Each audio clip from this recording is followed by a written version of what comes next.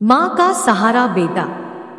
Mummy आप यहाँ ऐसे क्यों बैठी है, चाय बना लाऊं आपके लिए? नहीं कुछ नहीं सुधा, बस यूं ही नींद नहीं आ रही थी। सुषमा जी बोली। मम्मी तबीयत तो ठीक है ना आपकी, दिखाइए बदन को हाथ लगाते हुए सुधा बोली। ठीक है बहू, बेकार चिंता मत कर, अब मुझ बुढ़िया की उम्र में। खैर जा बिटिया, मोहन जाग गया होगा, तुम्हें उसके पास जाना चाहिए। सुधा कुछ परेशान सी होकर पति मोहन के पास पहुंची। सुनिए मोहन जी। हाँ क्या है? सुधा उठता हूँ अभी थोड़ी देर में, आप यहाँ सो रही हैं बेफिक्र से वहाँ? माँ क्या हुआ? माँ को क्या हुआ? मोहन जी पिछले कुछ दिनों से देख रही हूँ वह ना तो ठीक से खाती है और ना ठीक से सो पाती है, अभी भी बालकनी में बैठी है गुमसुम सी। मुझे उनकी चिंता हो रही है, पापा के अचानक चले जाने से शायद वह। सुधा पापा का अचानक चले जाना हम सब के लिए बड़ी क्षति पहुंचाने वाला है।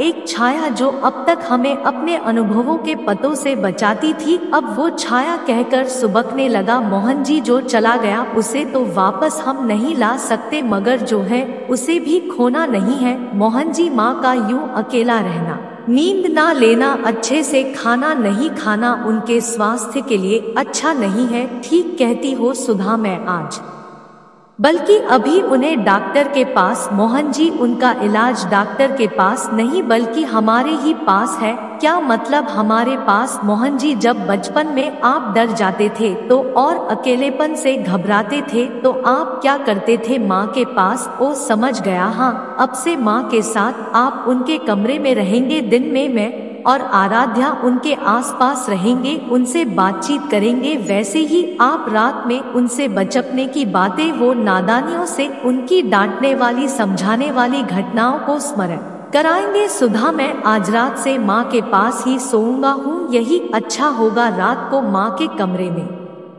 कौन कौन है? माँ मैं हूँ। मोहन। मोहन तू यहाँ बेटा, काफी रात हो गई है, तू सोया नहीं? कुछ काम था? हाँ आज मैं आपके पास सोऊंगा यहाँ। क्या मगर बहू और आराध्या बेटा, तुम्हें उनके पास होना चाहिए। नहीं माँ, माँ कहा ना मैं आपके पास सोऊंगा। क्या सुधा से झगड़ कर आया है? देख वो बड़ी प्यारी बच्ची है, उससे झगड़ा मत किया कर, जा अभी और मना ले उसे। नहीं माँ ऐसा कुछ नहीं है, सुधा सचमुच बहुत अच्छी है। माँ याद है बचपन में जब मैं डर जाता था तो आपके पास आकर सोता था? हाँ याद है, क्योंकि तू उस वक्त बच्चा था, कमजोर था, डरता था, घबराता था, इसलिए तू मेरे पास आकर लिपट कर सो जाता था। माँ जैसे हम बच्चे बचपन में कमजोर, घबरा कर, डर कर अपने बड़े माँ के आंचल में बेखौफ होकर सो जाते थे, वैसे ही जब बड़े बुजुर्ग अकेले में घबराहट महसूस करने लगे तो क्या उन